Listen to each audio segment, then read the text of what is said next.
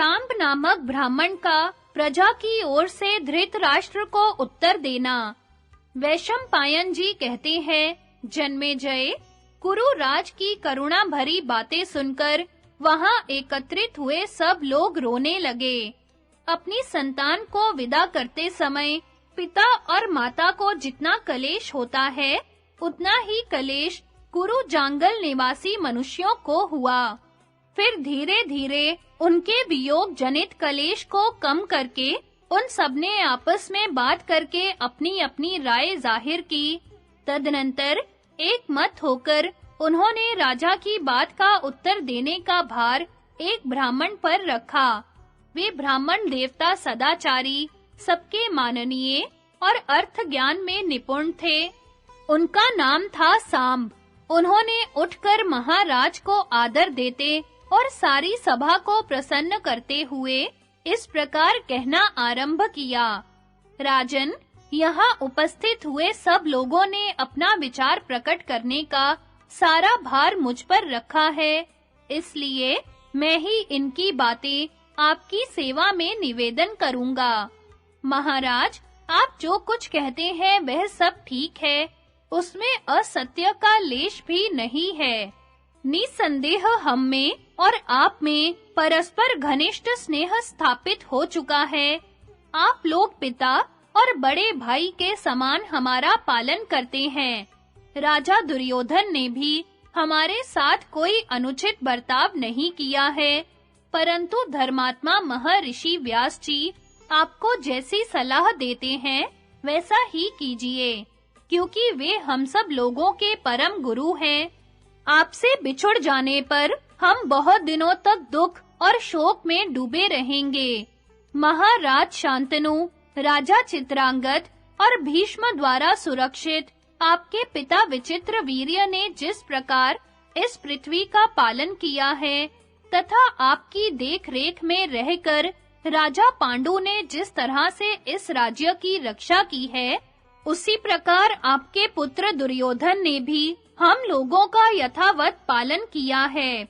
बड़ी-बड़ी दक्षिणा प्रदान करने वाले धर्मात्मा राजा युधिष्ठिर तो प्राचीन काल के पुण्य आत्मा राज ऋषि कुरु और संवर्ण आदि के तथा राजा भरत के बर्ताव का अनुसरण करते हैं। इनमें कोई छोटे से छोटा दोष भी दिखाई नहीं देता। इनके राज्य में आपके द्वारा सुरक्षित होकर हम सदा सुख से रहते आ रहे हैं। महाभारत युद्ध में जो जाति भाइयों का संहार हुआ है और उसके विषय में जो आपने दुर्योधन के अपराध की चर्चा की है, इसके संबंध में भी मैं आपसे कुछ निवेदन करना चाहता हूँ। कौरवों के मारे जाने में ना दुर्योधन का हाथ है, ना आपका। कर्ण और शकुनी ने भी कुछ नहीं किया है। हमारी समझ में तो यह देव का विधान था, जिसे कोई टाल नहीं सकता था। ऐसा विकट संहार देवी शक्ति के बिना कदापि नहीं हो सकता था। अतः उन राजाओं के वध में आपके पुत्र दुर्योधन, आपके सेवक महावीर कर्ण तथा शकुनी भी कारण नहीं है। आप इस संपूर्ण जगत के स्वामी हैं, इसलिए हम आपको सबसे श्रेष्ठ और धर्मात्मा मानते हैं तथा आप और आपके पुत्रों के साथ अपनी हार्दिक सहानुभूति प्रकट करते हैं। परमात्मा करे महाराज दुर्योधन ब्राह्मणों के आशीर्वाद से अपने सहायकों सहित वीर लोक को प्राप्त हों। आप भी धर्म में ऊंची स्थिति और पुण्य प्राप्त करें। आप संपूर्ण धर्मों को ठीक-ठीक जानते हैं, इसलिए उत्तम व्रतों के अनुष्ठान में लग जाइए। पांडु नंदन राजा युधिष्ठिर पहले के राजाओं द्वारा स्वीकृत किए हुए ब्राह्मणों के अग्रहार तथा परिब्रह की रक्षा करते हैं। ये दीर्घदर्शी, कोमल स्वभाव वाले और जितेंद्रिय हैं। इनके मंत्री उच्च विचार के हैं।